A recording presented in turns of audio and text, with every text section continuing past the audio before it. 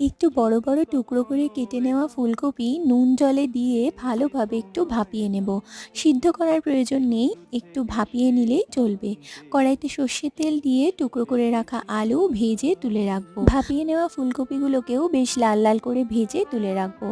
এরপর ওই তেলে ফোড়ন দিয়ে দেবো গোটা শুকনো লঙ্কা, গোটা গরম মশলা, তেজপাতা, পাঁচ ফোড়ন। ফোড়ন একটু ভাজা হলে আদা কাঁচা লঙ্কা বাটা দিয়ে একটুখানি ভেজে নিয়ে হলুদ গুঁড়ো, লঙ্কা গুঁড়ো, জিরে গুঁড়ো, কাশ্মীরি লঙ্কার গুঁড়ো সব মশলা দিয়ে ভালোভাবে কষিয়ে নেব।